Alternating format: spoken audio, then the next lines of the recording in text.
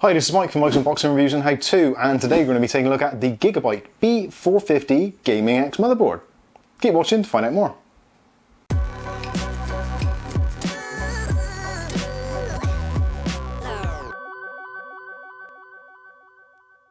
Okay, so today we're going to be taking a look at the Gigabyte B450 Gaming X motherboard. This is obviously, as you can tell, from Gigabyte and is suitable for AMD AM4 platform processors and APUs. Now this board is where I really like to see motherboards, in that kind of budget category, but ones which give you value for money. Now we'll go through all the specs of the board and we'll take a look at it, give it a tour. I will be putting this into a build, which will be in the computer actually behind me at the moment, so if you want to see how that goes, don't forget to click on the subscribe button and the chime icon so you'll be notified of future video releases. But this video we're going to be going mainly into the unboxing, the features, and why I think it's fantastic value for money. So let's get the first one out of the way first of all. Why would you buy a Gigabyte B450 motherboard when they are notoriously known for having relatively weak VRMs?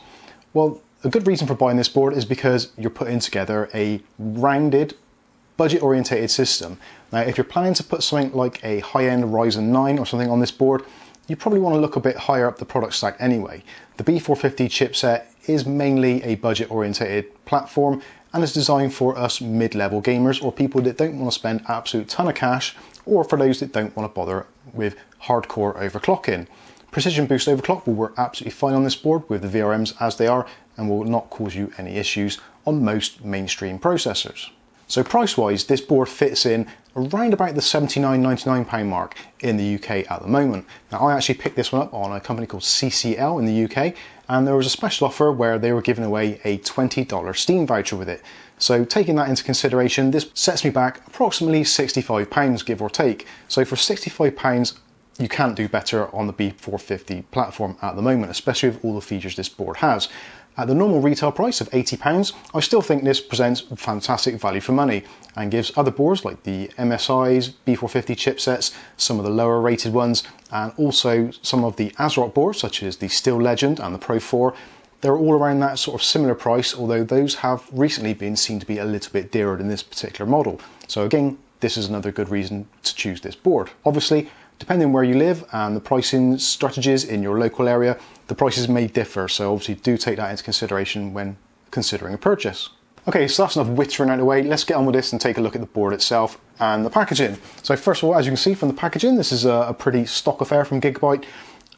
I dare say it's a slightly dated look nowadays, but then again, this is the B450 chipset and it is getting a little bit long in the tooth now. But essentially, it does what it says on the box, B450 Gaming X, suitable for gaming platforms, no problems whatsoever.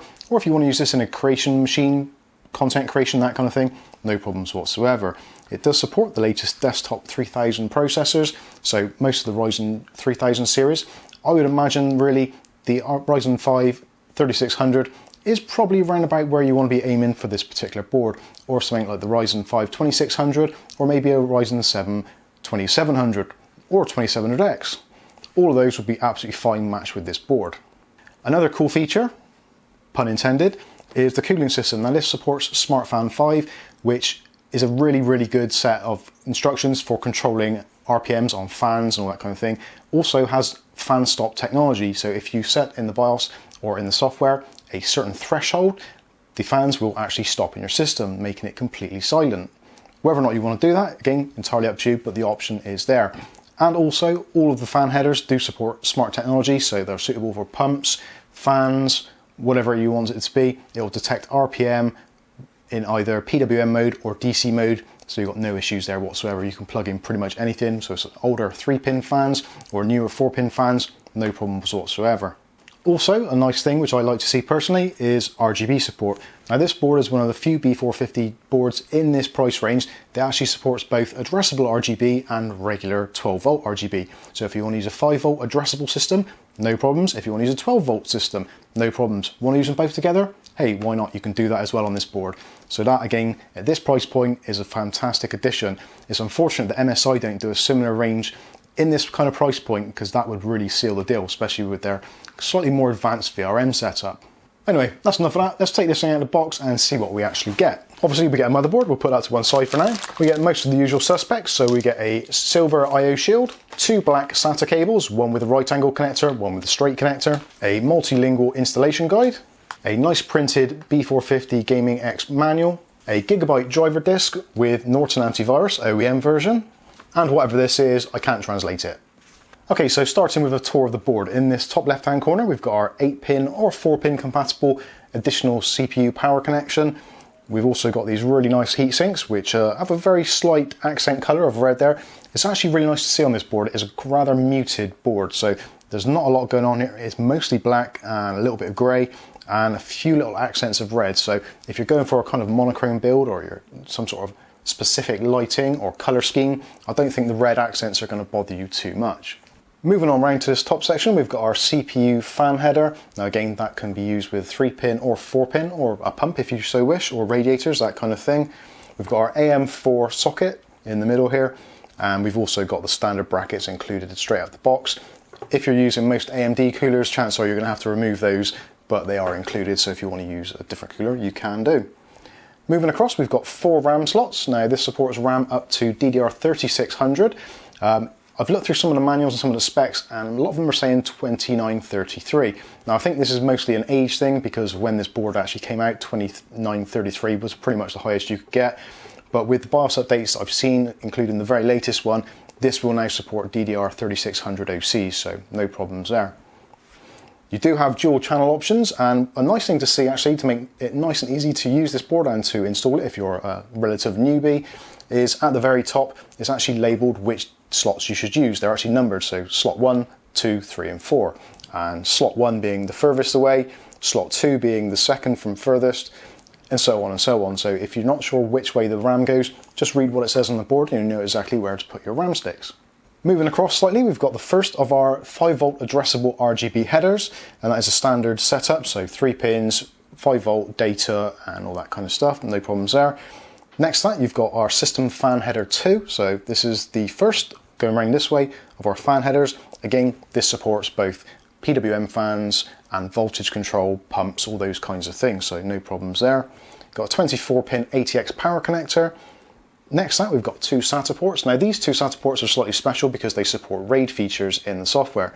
So they'll support RAID 0, RAID 1 and RAID 10. So if you want to use a RAID setup, these are the 2 you want to be using. They have actually color coded them slightly differently, so these are in a slightly lighter grey colour, whereas the rest of the SATA connectors are all in black. So if you're just going for a regular setup, then you use these ones down here. If there's potential for using a RAID setup, then use those 2 there. But if you don't select RAID in the BIOS, those will operate as standard SATA ports, so 6 SATA ports in total.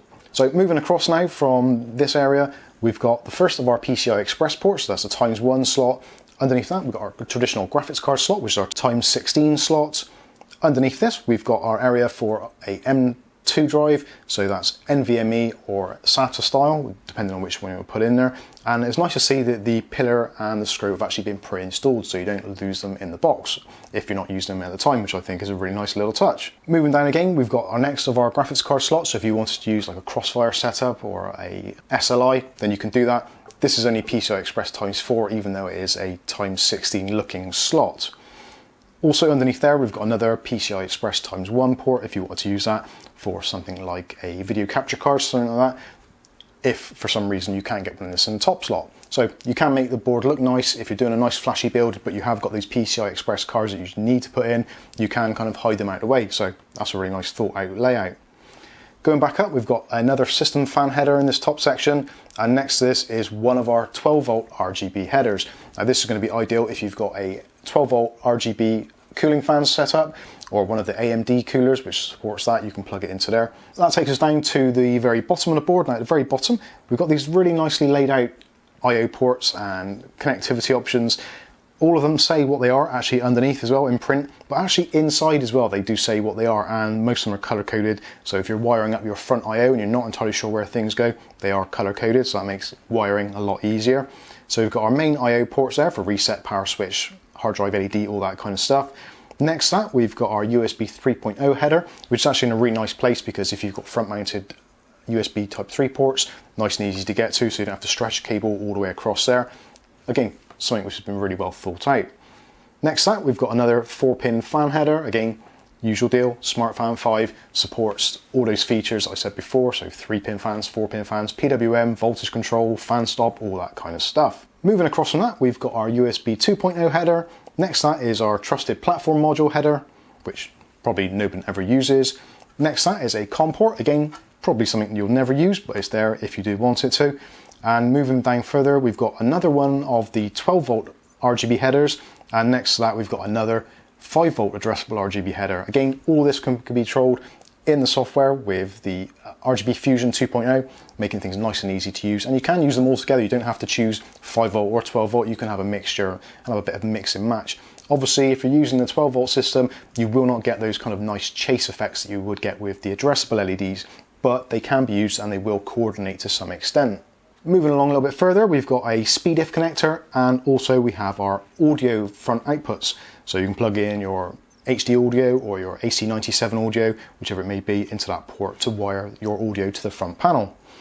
The audio capacitors are split from the rest of the system, so you've got some sound isolation there, and this actually uses the Realtek ALC892 chipset, which actually is a pretty decent chipset and gives you pretty good performance, again, for the money. So that takes us round to the actual I/O ports. Now on the I/O ports, there's not a ton of features here, but it's definitely enough to get you going and should cater for most people. So we've got a combo PS2 port, so that can be used for a keyboard or a mouse. Say for instance using something slightly strange or older, which requires a PS2 port, you can attach a device there. You've also got two USB 2.0 ports. Next to that, you've got your DVI-D, which is digital only. If you do plug in a D-sub connector on there, you won't get any output. It is purely digital, so DVI-D only on that one. Next to that, you've got the HDMI port, which if you're using a APU on the system, that is where you're going to get outputs from. If you're using a discrete GPU or a standalone graphics card, then these ports won't be used at all because they will be taken care of by the actual graphics card. So these are only if you're using an APU which supports onboard graphics, such as the 200G, Ryzen 3 3200G, that kind of thing. Moving down from that, we've got a selection of USB 3.0 ports there. As you can see, they're color coded, so nice and easy to tell which ones you're plugging into. So if you're using something like an HDMI capture card or something which needs high bandwidth or high speed, then these are the ones you want to be using.